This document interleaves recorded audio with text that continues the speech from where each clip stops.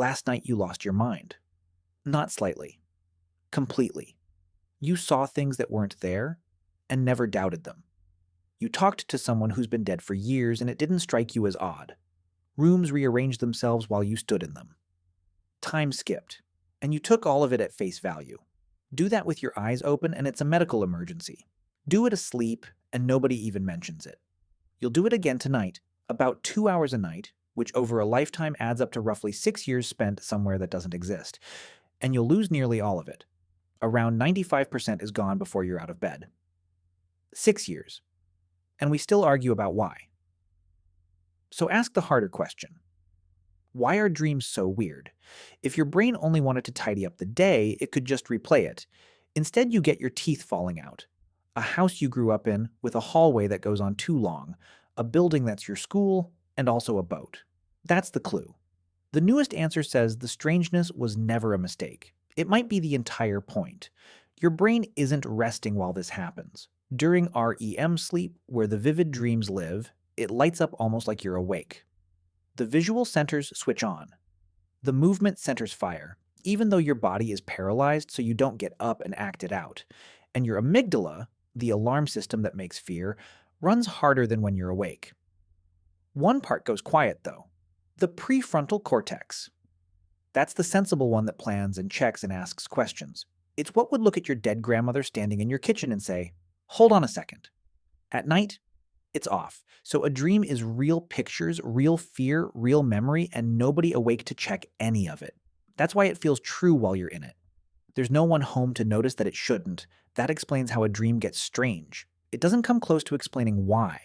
Why would evolution build a hallucination that runs every night and switch off the sensible part of your brain to let it happen? For most of the last century, the famous answer came from one man. In 1900, Sigmund Freud published The Interpretation of Dreams. Dreams, he said, are wishes in disguise.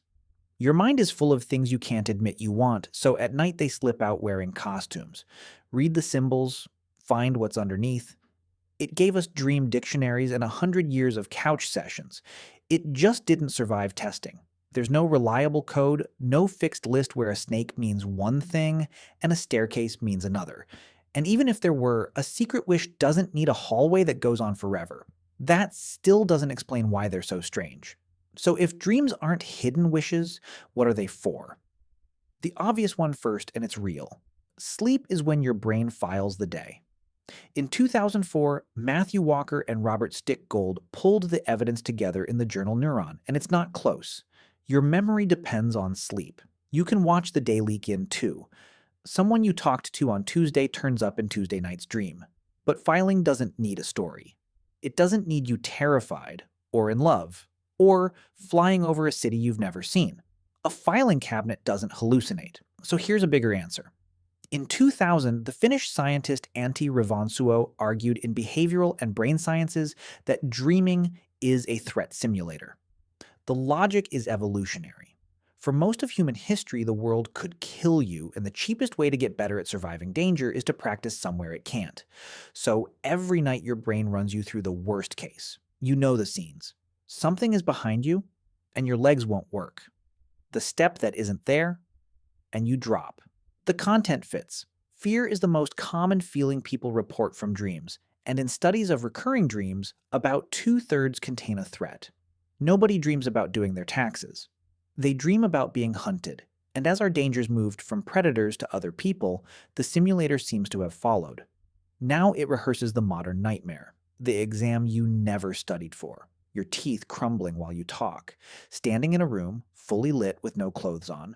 A brain that practices disaster while your body lies safely paralyzed has an edge over one that doesn't. But rehearsal only explains the nightmares.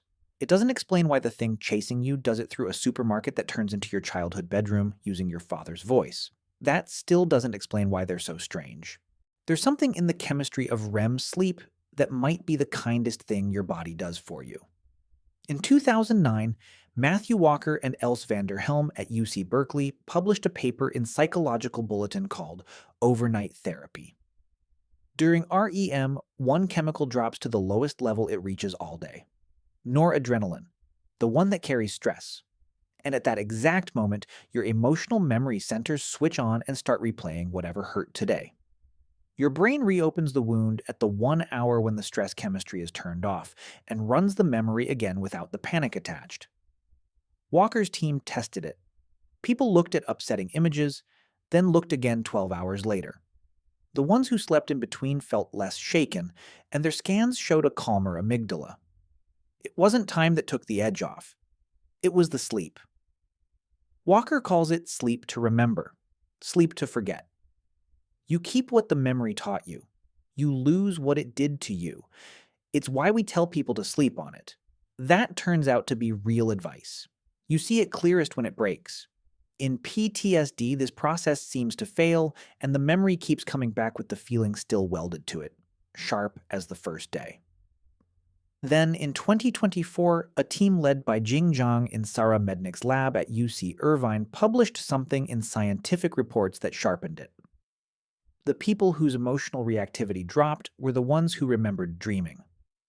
Sleeping through the night wasn't enough. The dreaming itself seemed to be doing the work. So, every night something in you sits with the worst part of your day and quietly takes the sting out of it.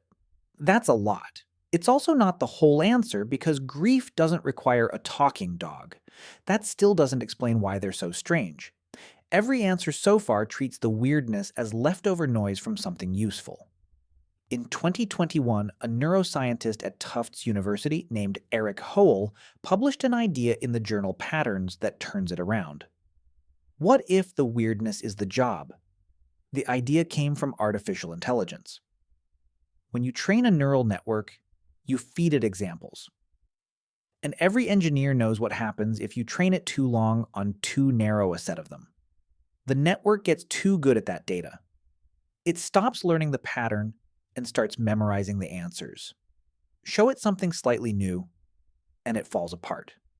That's called overfitting. The network hasn't learned the world. It's learned its own small corner and mistaken that for the world. Now think about your life. The same bed, the same route to work, the same handful of people saying more or less the same things. Your brain is a learning machine, and almost the only thing you ever feed it is your own routine. By the rules of machine learning, you should be overfitting your entire existence. Brilliant at your own life, useless at anything outside it. So how do engineers stop it? They wreck the data on purpose. They bend it, add noise, feed the network broken versions of reality. That forces it to learn the deep pattern instead of the surface. Howell's answer is that this is what a dream is. Your brain damages its own copy of the world on purpose. It takes your ordinary life and hands it back bent out of shape. Your house, but the rooms are wrong. Your mother with somebody else's face, your commute, underwater, a dose of the impossible every night so you never get too good at the small life you actually live, which means the bizarreness isn't a side effect. A sensible dream would be a useless dream, just more of the same data you already have too much of. The strangeness is the part that works. Your brain doesn't hallucinate every night in spite of being a learning machine. It does it because it is one. That also answers something we left hanging at the start. If dreams matter this much, why do you forget almost all of them? On this view, forgetting costs you nothing. The work happens while the dream is playing. The noise goes through, the model loosens, and it's done by morning whether or not you kept a copy. A dream isn't a message you were meant to remember. It's closer to a workout. You don't need to recall the reps for them to have changed anything. So the rooms melt, the people come out wrong, and you take all of it at face value. With the sensible part of your brain switched off, there's nothing in there to refuse it. We should be careful here, because the truth is we don't know yet. The overfitted brain is a hypothesis. Researchers are testing its predictions, and it could turn out to be wrong. The older ideas push back, too. In 1977, Alan Hobson and Robert McCarley at Harvard proposed activation synthesis. Dreams start as random signals from the brainstem, and the sleeping brain does what it always does with nonsense, which is build a story around it. On that view, some of the strangeness really is just static, and there's a loose thread worth saying out loud. Howell's version doesn't need you to remember a single dream. Zhang's team found the benefit showed up in the people who did. Those two don't fit together neatly. unless the mistake was expecting one answer. Look at what we found: filing, rehearsal, healing, noise that keeps you flexible. None of it contradicts each other. And if one job needs you to wake up holding the dream, and another doesn't care either way, that's not a problem. That's a clue they were never the same job. Dreaming might not be one thing. It might be four things happening at once: in the dark, inside your head, sorting the day, rehearsing the danger, healing the wound, and keeping you from becoming a prisoner of your own routine. All of it while you lie completely still and believe every second of it. So tonight you'll go somewhere again. It won't make sense. The rooms will be wrong, the people will be impossible, time will fold in half. And you'll accept all of it because the part of you that argues will be switched off. By morning, it'll be gone. But now you know what that nonsense might be doing. Somewhere in the dark, your brain is filing what mattered, rehearsing what scares you, sitting with the thing that hurt today and taking the sting out so you keep the lesson without the pain.